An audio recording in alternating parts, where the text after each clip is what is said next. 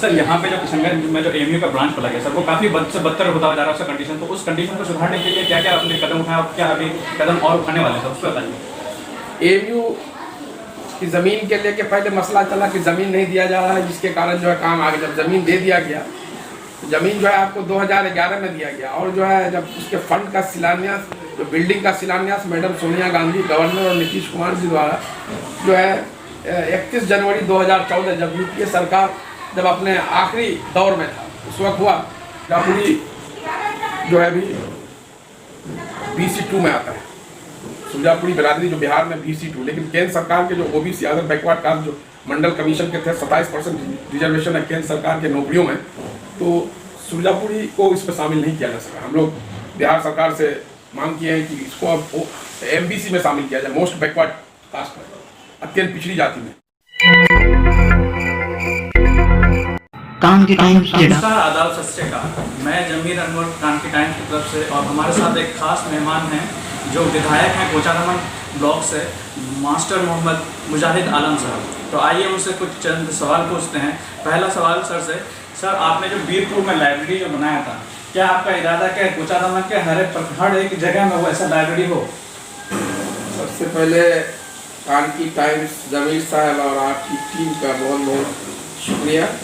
कि आज आप मेरा इंटरव्यू लेने के लिए यहाँ पहुँचे हैं। कैरी बीरपुर गांव जो मैं वहीं का रहने वाला हूँ, वहीं मैं पैदा हुआ, तो बहुत दिन से मेरी ख्वाहिश थी कि भाई लाइब्रेरी क्षेत्र में हो, और इससे पहले भी जो हमारे इलाके में दूसरे MLA थे, मैं उनके साथ जुड़ा हुआ था, तो कई लाइब्रेरियों की बिल्डिंग बनी,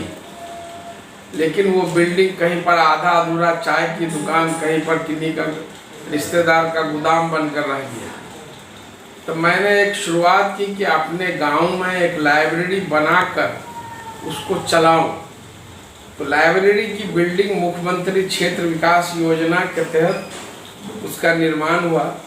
और उसमें उसके अलावा जितनी किताबें हैं, इंफ्रास्ट्रक्चर है, कुर्सी टेबल है, इलेक्ट्रिफिकेशन है, और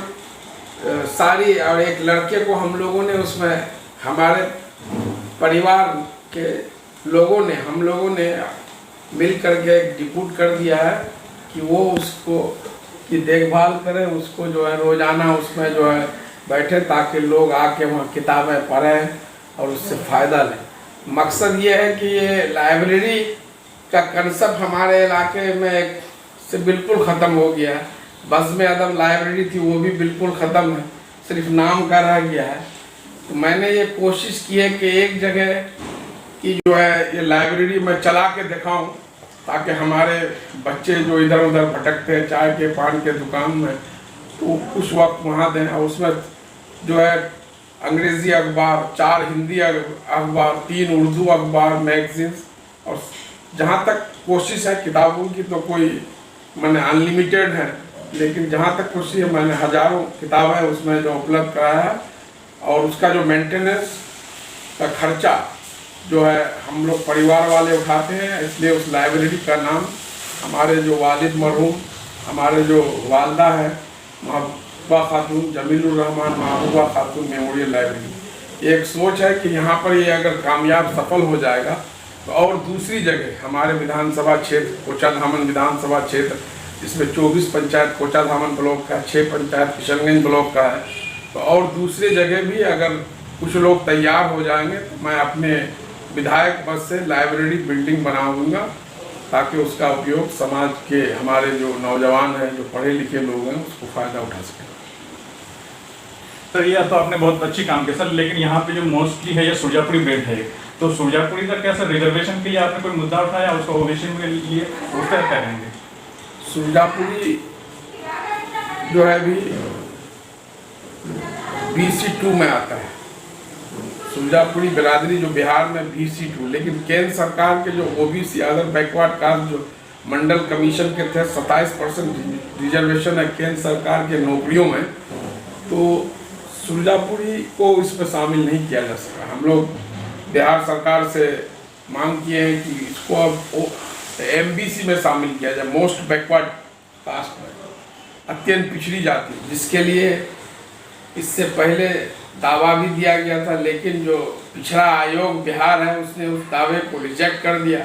फिर से हम लोगों ने दोबारा, मैं खुद उसमें एप्लीकेंट हूँ, मैं और नौशाद साहब, तो माननीय विधायक ठाकुर गए, हम लोगों ने फिर से दावा आयोग में प्रस्तुत किया है कि हमारे सुरजापुरी जो बिरादरी है उसमें कितने पढ़े लिखे हैं, कितने टीचर्स हैं, इकोनॉमिकली, सोशली, एजुकेशनली जो बैकवर्डनेस है उसका पूरा डाटा देके हम लोगों ने फिर दावा पेश किया है और उसमें वो मामला चल रहा है। हम लोग उम्मीद करते हैं कि वहाँ से फिर ओबीसी का मामला जो है निश्चित रूप से होना चाहिए। और जहाँ तक सेंट्रल गवर्नमेंट का है, ये मामला वहाँ भी बहुत दिन से चल रहा है, लेकिन अभी तक जो ओबीसी की जो कमेटी है उसके, तो वो अभी तक इस मामले में कोई भी ठोस कदम या कोई निर्णय नहीं लेते हैं। क्योंकि अभी कोरोना काल चल रहा है, तो कोरोना काल में सर यहाँ पे जो एक समस्या सामने आ रही है कि वेंटिलेटर्स की कमी है किशनगंज में, तो वेंटिलेटर्स की कमी को दूर करने के लिए आपने सर क्या कदम उठाया? वेंटिलेटर्स की निश्चित रूप से कमी है, सिर्फ यही नहीं पूरे देश में, बिहार में भी आपको किशनगंज में ही नहीं, किशनगंज सदर हॉस्पिटल था, अररिया, कटिहार, पूर्णिया, कहीं भी वेंटिलेटर उपलब्ध नहीं है। इसके लिए मैंने पिछले दिनों माननीय मुख्यमंत्री को पत्र लिखा था कि 1 दर्जन वेंटिलेटर यहाँ सदर हॉस्पिटल में उपलब्ध कराया जाए, और इस मामले में स्वास्थ्य मंत्री से भी बात की थी और उनको भी चिट्ठी लिखा था, और कल ही सूचना मिली है विभाग से कि किशनगंज जिले के सदर हॉस्पिटल को 4 वेंटिलेटर उपलब्ध कराने का निर्णय किया गया है।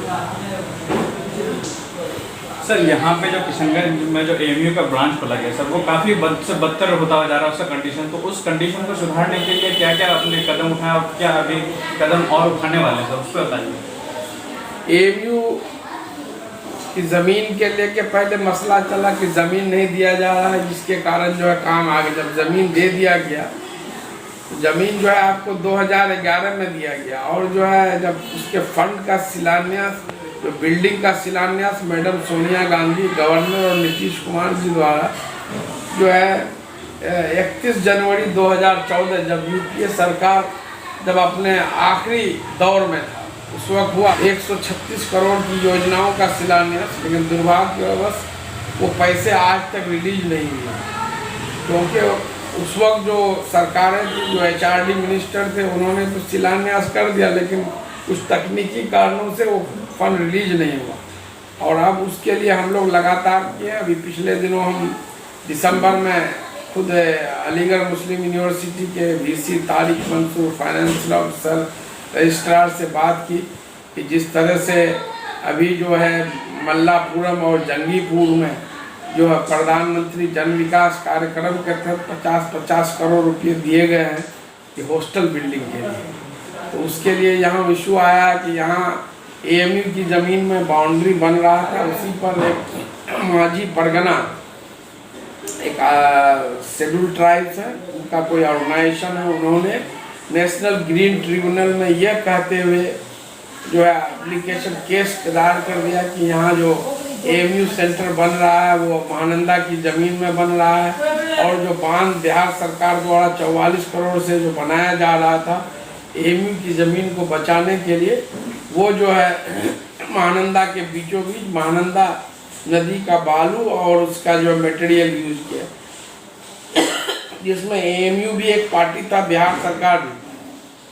बिहार सरकार तो अपने तरफ से ही किया, लेकिन एएमयू के वकील लास्ट 2 डेट में हाजिर नहीं हुए, जिस कारण एक तरफा फैसला वहाँ पर निर्माण कार्य पर रोक लगाने का national green tribunal eastern zone Kolkata ने सुनाया है, जिसके खिलाफ अभी बिहार सरकार और जो है एएमयू अलीगढ़ शाखा एएमयू सेंटर किशनगंज जो दिल्ली में अपील में गया कि भाई ये निर्माण पर से रोक हटाया जाए। और अभी हम लोग जब वीसी से मिले थे तो उन्होंने एएमयू सेंटर किशनगंज को जो बिहार और झारखंड का जो है इसको रीजनल सेंटर बना दिया है, यहाँ पर सेंटर भी होगा एंट्रेंस टेस्ट के लिए एएमयू के लिए, और उसके अलावा यहाँ कॉरेस्पॉन्डेंस कोर्स की भी शुरुआत हो रही है, और एक बीएड कोर्स और एमबीए पहले से चल रहा था। बीएड कोर्स में एनसीटी द्वारा रोक लगाने के कारण उनका ये था कि हम लोगों ने टेम्पररी उसको एफिलेशन दिया था कि इतने दिनों के अंदर उनको अपनी बिल्डिंग में चले जाना था, लेकिन ये अभी तक अपने इंफ्रास्ट्रक्चर में गए नहीं, इसलिए उसको लेकर के भी पटना हाई कोर्ट में एएमयू सेंटर किशनगंज द्वारा मुकदमा दायर किया गया है। बहुत जल्द उसका फैसला भी होने वाला है। और उसके अतिरिक्त अभी बिहार सरकार ने एएमयू की ज़मीन पर अपने से, जबकि ये एएमयू को निर्माण कराना है, अभी 5 करोड़ रुपये 100 बेड के हॉस्टल निर्माण के लिए उसको सैंक्शन किया है। बहुत जल्द ये 100 बेड का हॉस्टल वहाँ बनेगा। सर अभी हाल ही में जो है सर मंझोक में बाढ़ आई, तो उसमें जो है सर वो नदी कटाव से 3 या 4 फैमिलीज का घर जो है कट के बहाव में चला गया था, तो वहाँ के लिए सर आपने क्या कार्य किए? मैं खुद जब वहाँ नदी कटाव हुआ तो वहाँ 3-4 नहीं 30 परिवारों का जो मैंने वहाँ जाके देखा, मेरे पास आंकड़ा डाटा 30 परिवारों का घर नदी कटाव के जद में आकर वहाँ पर जो है उन लोगों का घर नदी में गिर गया या फिर अपने घर को वो तोड़ के हटा लिया। ये बलिया डांगा और मंझोक में है, और ये इसलिए हुआ कि पहले नदी की धारा दूसरे तरफ से थी। वहाँ पर सड़क को बचाने के लिए हम लोगों ने ग्रामीण कार्य विभाग से और जो फ्लड कंट्रोल से कार्य कराए गए, लेकिन अभी जो पिछले दिनों बाढ़ आई जो उसमें बाढ़ में नदी की धारा बिल्कुल एक नया रूप ले लिया है। जो बलिया डांगा गाँव है, स्कूल और एक जीटीएसएनवाई सड़क था, उसके बीच से जीटीएसएनवाई सड़क तोड़ते हुए नई धारा बन गई है, जिसमें बहाव बहुत तेज है, जिसके कारण बलिया डांगा, मंझोक, यादव टोला, नया टोला, वहाँ एक पीर मजार को भी कटाव हुआ है। हम 4 घंटे वहाँ पर जो फ्लड कंट्रोल के एग्जीक्यूटिव इंजीनियर, जेई, ग्रामीणों के साथ मैं खुद पैदल नाव पर सब घूमा, और वहाँ पर अभी उस वक्त जो तत्काल झांकी दे करके जो है कटाव रोकने का कार्य किया गया। और 2 दिन पहले ही जो फ्लड फाइटिंग के जो चेयरमैन होते हैं वो भी आए थे, और उन्होंने देखकर वहाँ पर फिर से जो है मजबूत ठोस काम करने का जो है निर्णय लिया है, और उसके लिए उन्होंने रेकमेंड किया है। तो अभी तो तत्काल हमें कटाव रोकना है। जिस तरह से नदी की धारा वहाँ बदली है, बरसात के बाद वहाँ पर कोई ठोस कदम उठाना पड़ेगा, कोई एक्शन प्लान के तहत। अभी एक बात यह है कि महानंदा बेसिन फेज 2 के तहत आपको महानंदा नदी के 194 किलोमीटर दोनों तरफ तटबंध का निर्माण होना है। ये काम जो हैदराबाद की BSPCL कंपनी को दी गई है, जो काम शुरू भी हो चुका है। तो जब महानंदा बेसिन के तहत दोनों तरफ तटबंध बन जाएगा तो इस तरह से बाढ़ और नदी कटाव की समस्याओं पर बहुत हद तक जो कंट्रोल किया जा सकेगा। और ये जो अभी फेज 2 का काम महानंदा नदी में जो मुजाबारी पुल है, बहादुरगंज किशनगंज रोड, वहाँ तक जो है होना है, जो मेरे विधानसभा का मैक्सिमम क्षेत्र कवर हो जाता है। और फेज 3 में जो बची हुई नदियाँ हैं और जो महानंदा का पार्ट है वो सब कवर हो जाएगा। सर आपसे एक और सवाल, यहाँ जो है प्रोसेसिंग प्लांट की बहुत दिन से बात चल रही थी, पाइनएप्पल प्रोसेसिंग प्लांट और जो टी प्लांट का प्रोसेसिंग प्लांट था, तो उसका मुद्दा काफ़ी दिनों से मतलब जोरों पे था, तो उस मुद्दे पे आपने क्या किया उसके बारे में बताओ। बिहार में किशनगंज जिले में ही सिर्फ चाय की खेती होती है, और टी प्रोसेसिंग प्लांट का जहाँ तक सवाल है कि किशनगंज जिले में 1 दर्जन से अधिक टी प्रोसेसिंग प्लांट आज के दिन में काम कर रहे हैं। और इन टी प्रोसेसिंग प्लांट में एक सरकारी भी है जो DRDA किशनगंज से संचालित है, और ये सब काम कर रहा है, जिससे लाखों लोगों को रोजगार मिल रहा है। आप आएंगे तो प्रोसेसिंग यूनिट के लिए एक भारतीय एयरटेल कंपनी, उसके जो MD सुनील भारती साहब, बहुत पहले हम लोग भी सुने थे, अखबारों में देखे कि वो किशनगंज जिले में 250 करोड़ के अपना जो प्लांट लगाएंगे, लेकिन अभी तक वो काम शुरू नहीं हुआ। इसके अतिरिक्त जो है अपने चकला में जो है बरेडा की ज़मीन जो है JP सीमेंट को बहुत पहले दी गई है कि उनको जो है सीमेंट का जो है प्लांट वहाँ बैठाएंगे, लेकिन अभी तक वो काम भी नहीं शुरू हुआ है। जो पिछले अगस्त 2017 के बाढ़ के कारण उनका कहना है जब तक तटबंध वगैरह का निर्माण नहीं होता है तब तक वहाँ प्लांट बैठाने से वो कभी भी बाढ़ वगैरह में उसको काफ़ी नुकसान पहुँच सकता है। तो हम लोग उसमें भी लगे हुए। अभी बिहार सरकार जो है अभी अपने एजेंडे में इंडस्ट्री को फर्स्ट स्टेज पर रखा है। फर्स्ट प्रियोरिटी में इंडस्ट्री है कि अब जो है सरकार ने कि जो हमारे बिहार के लोग बहुत बड़ी तादाद में बाहर रोजगार के लिए जाते हैं, तो ये बहुत सारी मल्टीनेशनल कंपनी और देश की बड़ी बड़ी जो औद्योगिक घराने हैं उनसे आग्रह किया है कि आप जो बिहार में उद्योग लगाएं उसमें हम जो है सस्ते दर पर ज़मीन, बिजली, सुरक्षा, सड़क उपलब्ध कराएंगे। ये प्रियोरिटी में है। दूसरा नंबर प्रियोरिटी में है कि जो है हर खेत तक हम लोग पानी पहुंचाएंगे। जब हर खेत में पानी पहुंच जाएगा तो हमारे जो बहुत सारे लोगों को खेती से भी रोजगार मिलेगा। तो ये हमारे टॉप प्रियोरिटी में है आने वाले दिनों में। सर, क्योंकि अभी जो कोरोना काल में काफ़ी लोगों का सर बेरोजगार हो गए हैं, जो बाहर मजदूर जाते थे वो तो इस काल में जाने से कतरा रहे हैं, तो उसके लिए आपने क्या सुविधा, क्या मतलब इंतजाम किए हैं?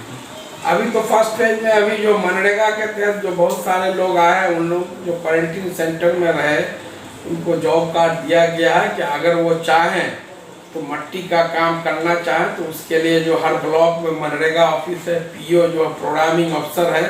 उसको आवेदन देंगे तो उनको जो है रोजगार उपलब्ध कराया जाएगा, जिसके तहत एक दिन के उनको मजदूरी 194 रुपये जो निर्धारित है वो उसके खाते में ट्रांसफर किया जाएगा।